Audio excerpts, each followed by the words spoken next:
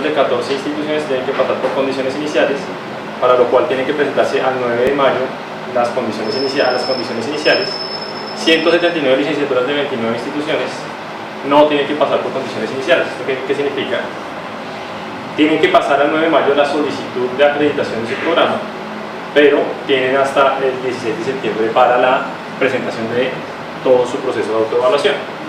El 9 de mayo, digamos, es simplemente para presentarse y pues presentar su aplicación al proceso. Entonces, esto ya es... ¿Eso cómo afecta a las licenciaturas de la universidad? No, nosotros tenemos todas las licenciaturas que están en el proceso de autoevaluación. Es la licenciatura en lengua inglesa y la licenciatura en educación. La licenciatura en educación ya tiene todo su proceso elaborado, lengua inglesa está terminando.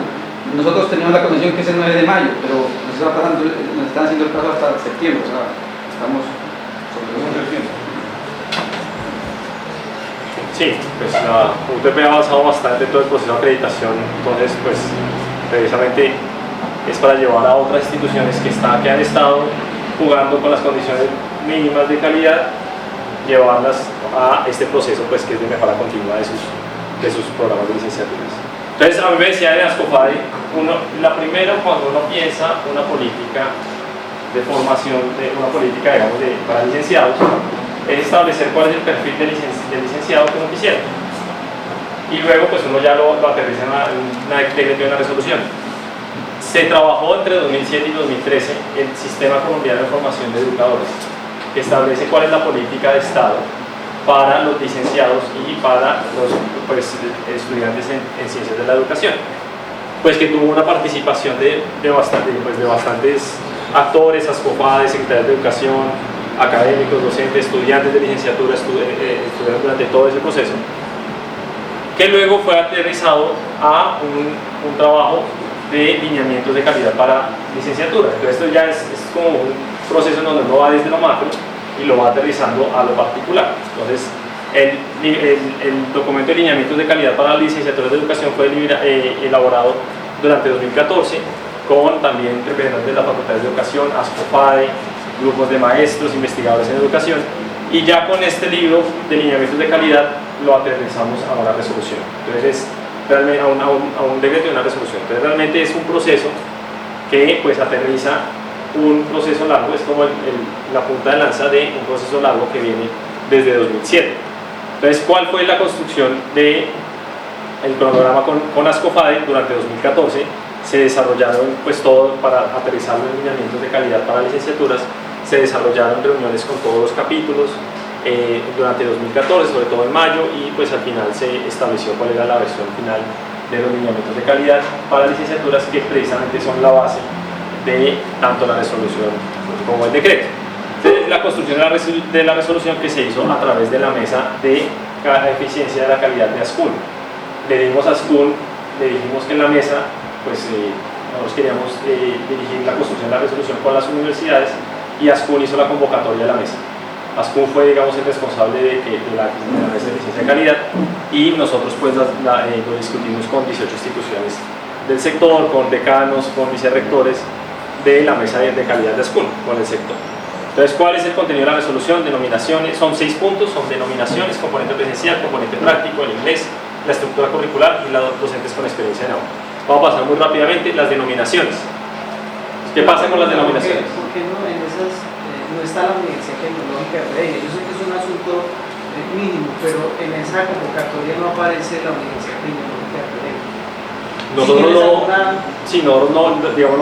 tuvimos nada que ver con la convocatoria, era ASCUN. O sea, nosotros le dijimos a ASCUN, la mesa de licencia, usted convoque y nosotros vamos a las mesas. Esa es un poco la historia. Denominaciones. Entonces, ¿qué pasa? De los 494 programas de educación del país, hay 230 denominaciones. Se pone a ver una denominación cada 2 programas. Entonces, ¿por qué? Pues eso es bastante, digamos, diciente. ¿Por qué está pasando esto? Pues realmente están usando la denominación del programa de las instituciones de menor calidad como un atractivo para los estudiantes. Eso es el mecanismo de enganche de estudiantes para atraer a los estudiantes. Entonces, realmente pues hay una necesidad establecida ya desde el documento del 2014 para estructurarlas a partir de las áreas de la Ley General de Educación, la Ley 115 de Pero tengo 1994. otra pregunta, disculpa. Esas denominaciones que hablas, en alguna medida también son responsabilidad del ministerio que las permitió. Sí, porque no teníamos ninguna herramienta para parar. Evidentemente, también tenemos problemas, por ejemplo, en el área de ingeniería tenemos 105 denominaciones. En el área de administración, 102. No tenemos herramientas y estas son las herramientas para estructurarlas dentro de una visión lógica y estructurada de lo que es una denominación. Antes no estaba abierto. ¿Y por qué estaba abierto? Porque tenemos un único decreto de registro calificado. Estas resoluciones lo que hacen es aterrizar todas esas condiciones a las necesidades de cada área de conocimiento.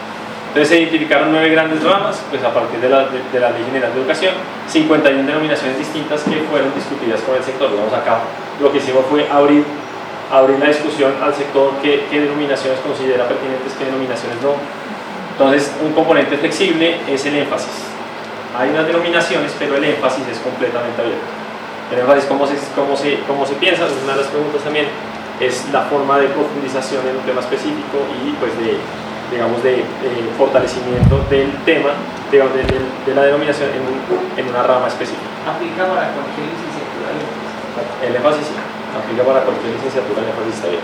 Pero si aún existiendo la posibilidad de que haya unos énfasis, hay una cantidad de programas que desaparecen de tajo. Entonces ahí bajo esa justificación de estructura que de hecho a nuestro modo de ver es más estandarización y homogenización, desconociendo las particularidades que llevan a los programas a crear pues toda su estructura, incluyendo el nombre, porque ese nombre corresponde a una pertenencia con respecto a las poblaciones más que a definiciones arbitrarias y desarticuladas y entonces que hacen falta ser nuevamente definidas. Y yo creo que entonces ¿dónde quedan los programas que desaparecen? Porque hay programas que es imposible que usted en una licenciatura totalmente diferente le meta un énfasis de los programas que, por ejemplo, están a punto de dejar de existir. Las denominaciones no son una condición para desaparecer programas. Lo que tiene que hacer la universidad es revisar a partir de la tabla estructurada cuál denominación es la que le cuadre con el énfasis que quiere. Entonces, si no está en la tabla de estructura que se trabajó con todos, se revisó también por ASCOFAD al final, con todas las instituciones. Si no está ahí y no puede caber en ninguno de estas áreas, pues hay que preguntarse por qué deberíamos, pues, o sea, cuál es el camino para que esa licenciatura pues quede acá. Realmente acá estamos tocando pues las 9 áreas de conocimiento, las 9 grandes ramas de conocimiento y las licenciaturas que fueron identificadas por el sector. Les cuento un poco la historia. Empezamos la resolución con 17 denominaciones cerradas. Estas son las denominaciones. Cuando lo mostramos dijeron, no, pero pues es que no estamos teniendo en cuenta pues toda la situación. Se dejó el énfasis abierto y se discutieron las denominaciones y se abrió, digamos, el campo para la discusión. Entonces, estas son las 9 áreas de conocimiento. Son 9 áreas de conocimiento, 53 denominaciones. Aparte de las que vienen por área de conocimiento, vienen un segundo tipo de denominaciones que son las que vienen por grupo etario. Ya saben, licenciatura por grupo etario, licenciatura infantil, licenciatura básica primaria, por grupo etario sí, o ni siquiera detalles, que dependen de la población a la que se dirige. Ahí está Entonces está. Y las de etnoeducación, las que sean caracterizadas como etnoeducación, tienen denominación libre. Esa no es el énfasis, la denominación es libre. Si está caracterizada en etnoeducación, no habría problema con la denominación. Pregunta, porque si ustedes tienen claro que aquí tenemos un problema de mal uso de las denominaciones por parte de universidades que son temas de garaje y que eso es lo que ustedes quieren, digamos, cerrar para que la calidad efectivamente se dé de las denominaciones, porque la resolución no contempla un artículo que le dice a las comunidades académicas de las universidades: si ustedes tienen los argumentos, si ustedes tienen la historia, si ustedes tienen la experiencia y tienen desarrollos, pues podemos como ministerio aceptar su denominación en tanto es absolutamente claro que obedece a un proceso de calidad. Porque pareciera entonces, y ahí volvemos al cuento de que simplemente de estandarización no estamos teniendo en cuenta eso. O sea, desaparece por completo la historia de producción académica y de producción intelectual de un programa simplemente porque no hay una estandarización, porque no hay algo que diga que no es estandarización, decidimos que no va, porque hay algunos expertos y técnicos que no consultaron a las regiones de manera real, porque fue un proceso de consulta importante, solo se llamaron algunas personas, como en este momento usted nos lo muestra. Entonces, ¿cómo se puede decir que, por ejemplo, un programa acreditado como comunicación, acreditado de alta calidad, simplemente en las denominaciones no existe y por lo tanto tiene que ponerse a cambiar su denominación, tiene que cambiar toda la lógica de construcción, tiene que acabar con un concepto maravilloso para la educación como comunicación, que no está incluido dentro de las denominaciones porque estamos todavía en una escuela federal? Y entonces, la pregunta que uno se hace, ¿realmente no es estandarización? Por lo menos la respuesta frente al hecho de que la resolución no tenga una oportunidad es estandarización.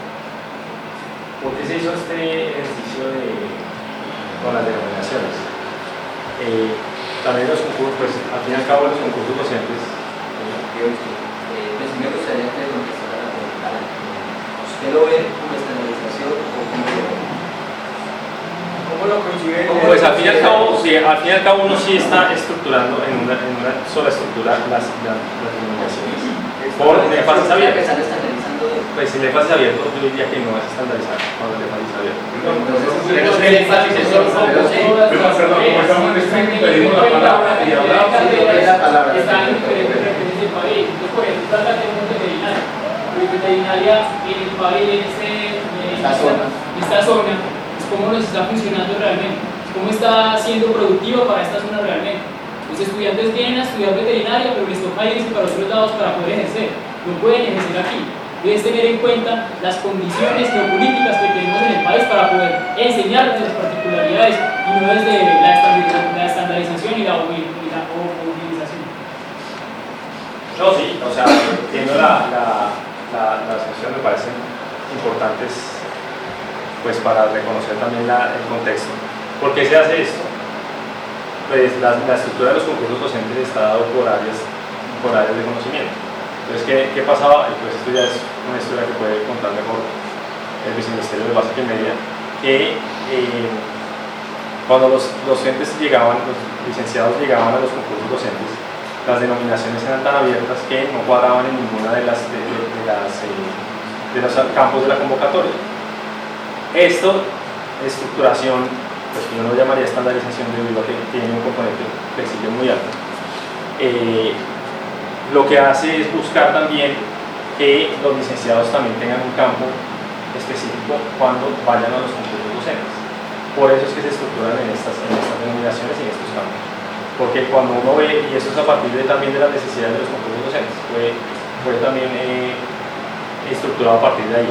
Pues digamos, entiendo también la presencia de algunas licenciaturas con tradición, y ese es un comentario también a tener en cuenta en cuanto a las denominaciones. Una pregunta. Con relación a las denominaciones, en el artículo 23 de la ley 115 dice entonces que las denominaciones, según la resolución, corresponderían a las 9 grandes áreas obligatorias y fundamentales, pero en ese artículo dice algo también, es que los grupos de áreas obligatorias y fundamentales que comprenderán un mínimo del 80% del plan de estudios son las descritas allí. Mi pregunta es, ¿por qué no las licenciaturas que no caben en estas 9 áreas no van dirigidas a ese otro 20% del plan de estudios de las instituciones educativas? Digamos, ¿por qué no lo resolvieron también ahí en esa resolución? ¿Cómo lo ven ustedes? Pues yo veo un poco que con el énfasis uno está cubriendo cuál es, digamos, el núcleo disciplinar. Entonces, cuando uno tiene la denominación estructurada en áreas de conocimiento, uno sabe qué evaluar, cuál es el núcleo disciplinar de la licenciatura. El énfasis puede ser un fortalecimiento en un tema en específico con el 20% del tema, del contenido de la licenciatura. Es un poco la lógica detrás, es saber qué uno puede evaluar, cuál es la disciplina base de la licenciatura, que cuando se tiene abiertas las denominaciones, pues no es posible saber en muchos casos. Pero creo que la cuestión del énfasis se contradice más adelante de la resolución y el decreto, cuando se están imponiendo los créditos mínimos en práctica docente, ¿sí? que invade prácticamente el 50% del programa. Entonces, como unos 50% del programa total, porque más o menos suman entre 70 y 90 créditos que son los que están exigiendo la resolución. No exige 50. 50, pero exige otros 20 de asignaturas que complementen esos 50 créditos. Para programas virtuales. 50 créditos, ahí aclaro una vez una de las preguntas. Son 50 créditos de práctica presencial más 40 créditos presenciales, en lo que usted quiera. Presenciales, o sea, no virtuales ni están presenciales, no práctica. Práctica está circunscrita a los 50 créditos. Los 40 créditos adicionales son presenciales. Obligatorios presenciales, no está para disciplina, para práctica, para didáctica, no, presenciales en el componente de disciplina. ¿Puedo decir usted que vamos? Creo que yo. Sí, bueno. La primera. Sí, gracias. Lo que pasa es que, pues, marcando lo que usted dice de la denominación y la coherencia con el sector en la básica y media, frente a las denominaciones que surgieron en lenguas, hay un problema sobre el panorama actual de lo que hay en el país en lenguas. Se sigue considerando la denominación en lenguas extranjeras o modernas como prioritario ahí, y no hay el porcentaje de instituciones que enseñen una lengua adicional al inglés no está considerado. O sea, el panorama nacional es que la única lengua que se enseña en el país es lengua inglesa. Entonces, se consideran ahí las dos primeras extranjeras y modernas como énfasis, y después sale español, español-inglés, filología de idiomas, y la naturaleza o el enfoque es completamente diferente. Entonces, por ejemplo, en el caso de nuestra universidad, que tenemos licenciatura en español, no podríamos tener licenciatura español-inglés, porque quedaríamos con dos licenciaturas con la misma denominación.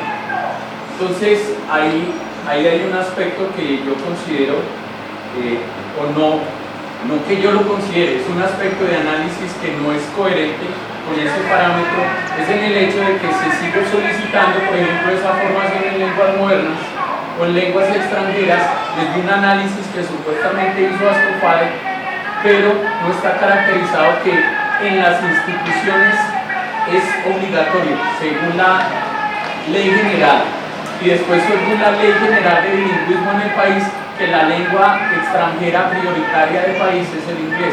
De nuestra licenciatura, que es en inglés, que es la denominación, no encaja en ninguno de los nombres.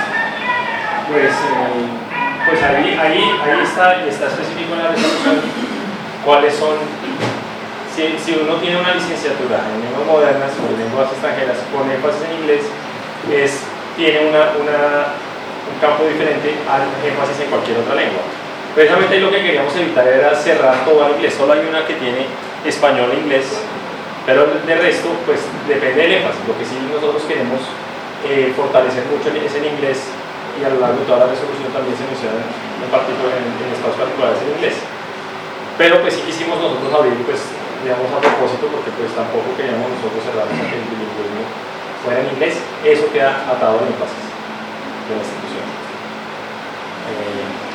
Bueno, luego.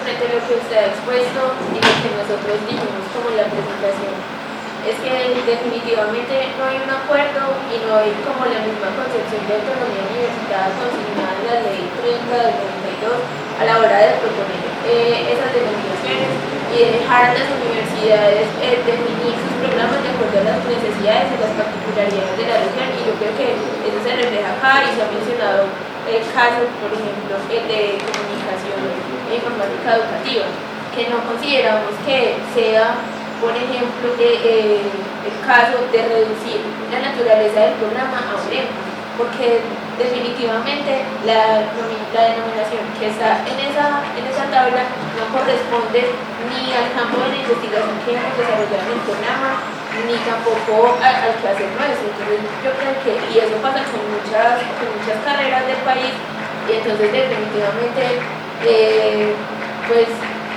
estamos en desacuerdo en que se pone la autonomía universitaria en ese sentido, y yendo también en contravía de otras normatividades que tiene el Ministerio, que no solamente la ley 30 del 92, sino también, no sé si se tuvo en algún momento presente la resolución 54 por el decreto de 2010, que era la que anteriormente regulaba, y también la ley 1188, que es la que regula el registro calificado en general para el sistema de educación superior.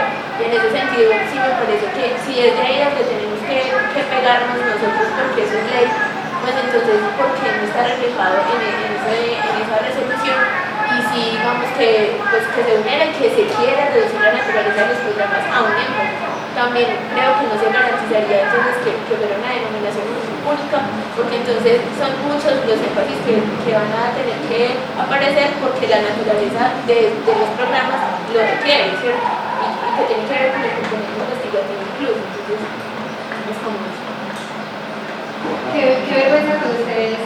Yo voy a interrumpir un poco la medida de las palabras. Lo que pasa es que primero a muchos de nosotros nos parece muy complicado que se hagan las cosas al revés. Es decir, por ejemplo, ahorita se presentan varios argumentos que usted pues amablemente desde pues el papel que tiene que ejercer aquí nos dice sí, son elementos para tener en cuenta. El problema es que a estas alturas ¿qué y de qué manera y en qué alcance se va a tener en cuenta estas visiones que se están presentando? Nos parece muy complicado que además de que se hacen las cosas al revés, que primero se sacan los documentos y que luego de que ya están expuestos, venga, miremos en qué consisten y venga, miremos todos los malabares que ustedes como universidad van a tener que hacer para poder garantizar aplicarnos a esas condiciones. Además nos parece muy complicado que este espacio sea tan cerrado, o sea, que incluso haya compañeros estudiantes que no hayan podido ingresar, que este espacio no se haya realizado en uno de los auditorios grandes de la universidad con una participación amplia, entendiendo que nuestra participación va a ser desde la crítica, porque hasta lo que se ha podido escuchar hasta ahora hay muchos inconvenientes que se presentan en el desarrollo y en la aplicación de los elementos que están tanto en el decreto como en la resolución. Así que pues algunos de los estudiantes que estamos presentes en este momento tomamos la definición, vamos a retirarnos, esperamos que en serio se asuma una construcción de una política pública de formación docente responsable, incluyente, participativa, donde estas discusiones se den antes de tiempo y no después de que ya esté puesto en funcionamiento ambos documentos. Así que pues le agradecemos haber asistido, pero nosotros también en el ejercicio de nuestra autonomía como estudiantes que somos y en la defensa de la construcción que consideramos se debe hacer del documento que requerimos, vamos a retirarnos del espacio y de hecho vamos a acompañar a algunos de los estudiantes que están afuera esperando, ya que incluso se cerró la puerta con cintas para que no pudieran ingresar. Con permiso, les ofrezco disculpas por la interrupción y nos veremos en la construcción de la política pública. Como decimos así los cosas, de hecho.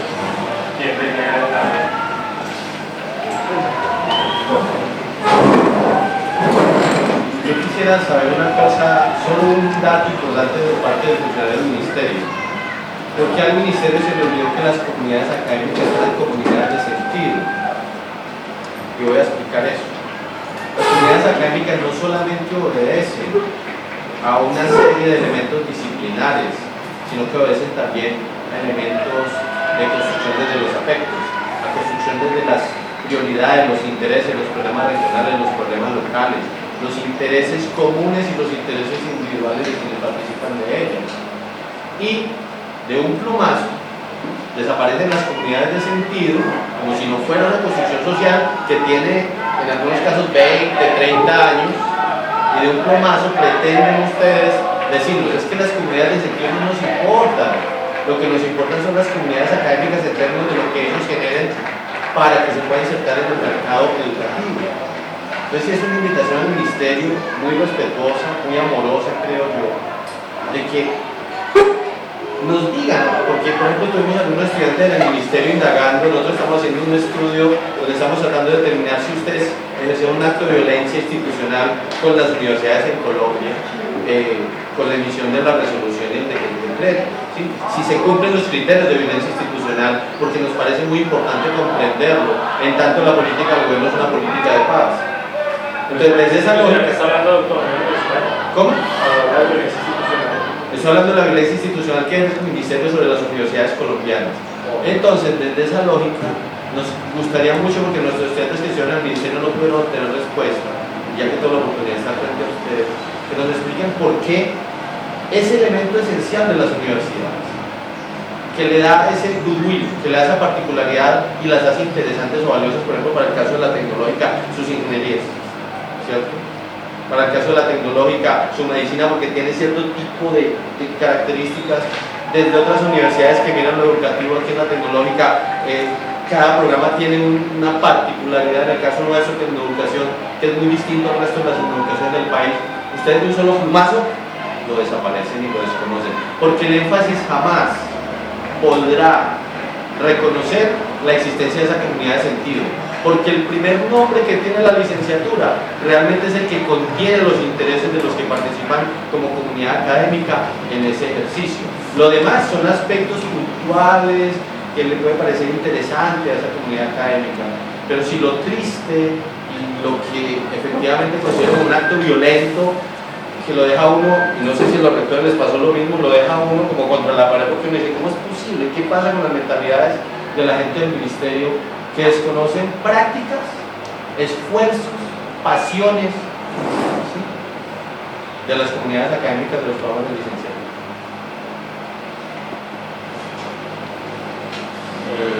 Bueno, entonces con respecto primero a la violencia institucional. La violencia, pues yo no entiendo entonces como una violación a la autonomía universitaria. No, principalmente el uso excesivo de fuerza, ¿cierto? El uso excesivo de fuerza para sacar a otro de su estado natural. En esa lógica estamos hablando del estado natural como se cambió, por ejemplo, en el caso de nuestros estudiantes. El estado natural como se cambió en el caso de los grupos de profesores que estamos anonadados y en algunos casos no entendemos. Pues precisamente, ¿cuál es ese estado natural en el que estábamos? Era que las facultades de educación no estaban recibiendo la atención debida por las instituciones. Yo, en este mes que llevo, realmente no he ido a ninguna facultad a hablar de Derecho, Ingeniería, Salud, Medicina, Enfermería, Economía, Administración. No he venido a hablar en ninguna facultad de esto. A todas he venido a hablar de las facultades de educación. ¿Por qué? Porque estamos sacándolas de su estado natural, de su zona de confort y potenciándolas, realmente intentando que la institución apueste por las licenciaturas. En cuanto a la autonomía universitaria, que es otro tema de la pregunta, yo pues realmente estoy muy preocupado por eso, igual que ve también la cuestión a nivel del sesgo de la autonomía universitaria. ¿Qué pasa? Nosotros estamos atándonos a la norma en el sentido que el Estado tiene la función de garantizar unas condiciones de calidad mínimas para los programas y las instituciones tienen la libertad de desarrollar el currículum a partir de estas condiciones mínimas. Estas condiciones mínimas, por ejemplo, no es 50% en práctica, 50 créditos y el número total de créditos está abierto. O sea, hasta el punto en que llega la resolución, el CESU dio el aval de que esa resolución no viola para nada la autonomía universitaria en el sentido de la violencia institucional. Señor. Una aclaración. Perdón. No. Sí. Bueno. Es como una aclaración, esta no es una facultad de educación, aquí somos varias facultades, inclusive, ¿cierto?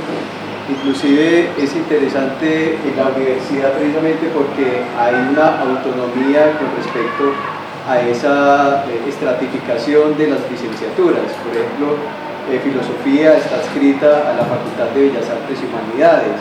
Sí, en ese caso, por ejemplo, no hacemos parte de la Facultad de Educación. La Facultad de Educación tiene otras instancias, pues, licenciatura en Español y Literatura, en Comunicaciones, etc. Está la licenciatura en Matemáticas. Entonces, aquí hay una variedad, digamos así, de componente pedagógico que está enfocado más sobre todo hacia la disciplina. Es decir, hemos asumido lo disciplinar como el fundamento de la disciplina, porque si vamos a enseñar qué va a ser sino la disciplina misma.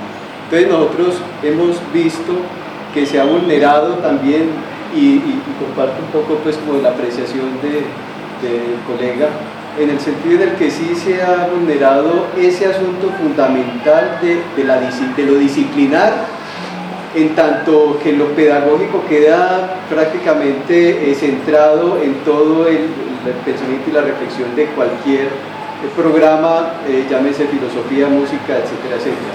¿Sí? Pareciera ser que el énfasis es la disciplina.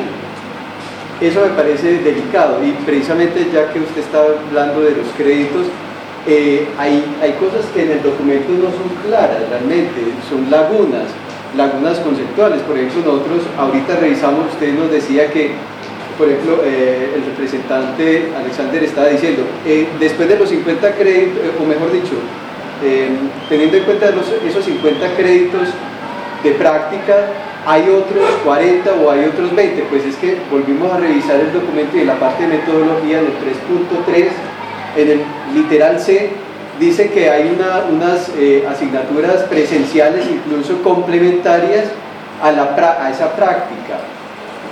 Es el literal C del 3.3 en la metodología, y que no hace referencia a ningún componente virtual o una carrera virtual. Entonces decimos que son 90 créditos, por ejemplo, filosofía tiene 160 y pico créditos.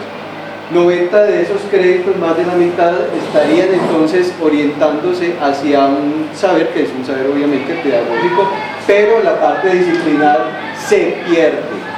Eso nos preocupa en sobremanera, y sí pensamos que vulnera de alguna manera los programas en su especificidad y su naturaleza. El numeral C, ofrecer un mínimo de 40 créditos presenciales adicionales a la práctica. Entonces, ¿qué pasa? Es que es una cuestión también de reacción. Establecer un mínimo de espacios académicos presenciales que permitan a los estudiantes realizar prácticas pedagógicas, las cuales deben equivaler a unos 50 créditos de plan de estudio. Diseñar la práctica pedagógica de forma presencial. Entonces, la práctica es presencial. Ofrecer un mínimo de 40 créditos presenciales que no están incluidos en estos 50. No tienen, o sea, por eso repito, esos 50 créditos de pronto, pues eso sí es una confusión que se puede dar con la redacción. 50 créditos presenciales, o 40 créditos adicionales a los presenciales de la práctica. A la práctica, sí. Es que por eso, ¿qué pasa con que antes de que dijera adicionales a la práctica, decía 40 créditos presenciales? Y nos preguntaban, entonces dentro de los 50 créditos de práctica presencial, uno puede meter esos 40 presenciales, porque pues es práctica presencial. Entonces no, 40 créditos presenciales, donde quiera, disciplinares, adicionales a la práctica presencial. Eso es, les aclaro, porque o sea, esos 40 créditos no tienen ninguna otra limitación más que ser presenciales. Pero esos son lagunas del documento. Sí, no, pues digamos que son pues interpretaciones, pero sí, o sea, pues aclaro acá que esos 40 créditos no tienen nada que ver con la práctica. Bueno, perdón, otra pregunta. ¿Qué es una práctica docente? ¿Qué es una práctica ¿Cómo se definiría de pronto, perdón, porque es que hay una discusión en que si están incluidas en esa práctica las teorías que respaldarían esa práctica? Porque nosotros entendemos, por ejemplo, en el programa de filosofía tenemos una práctica docente, ¿sí? Y esa práctica docente está compuesta de una parte teórica, donde están los fundamentos, digámoslo así, de los decretos del Ministerio de Educación Nacional, el estudio de ellos, pero también, además, la implementación de una práctica presencial en una institución de educación media.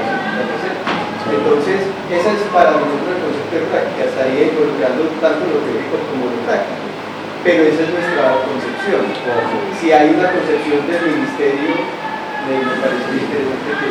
Sí, mira, pues yo les puedo presentar una concepción de lo que nosotros consideramos como práctica. Este es un poco más el ámbito del Viceministerio de Básica y Media. Yo toco un poco más de los programas como tal. La práctica es más pues no es mi ámbito tampoco, pero pues desarrollamos lo que es un concepto, un lineamiento de lo que es la práctica en la presentación de esto. Lo que vas a decir está en un documento. Estamos construyendo.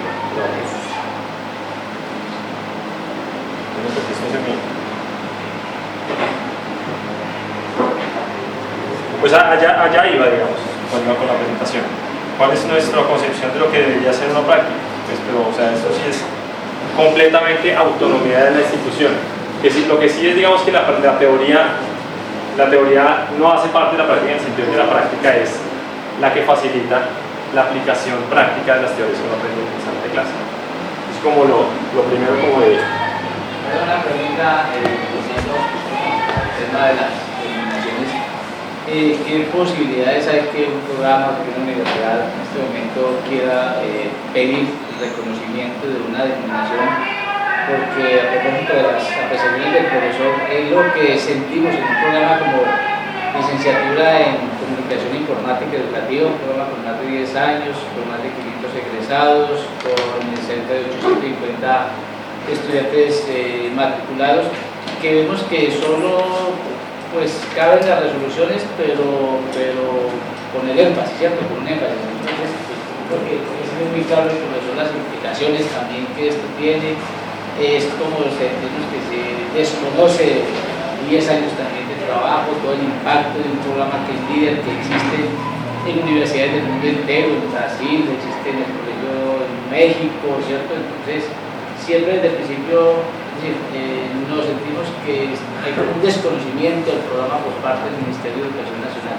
Entonces, la pregunta concreta es el camino o la posibilidad para pedir, por ejemplo, que se reconozca una denominación. Bueno, en este momento no existe ese camino.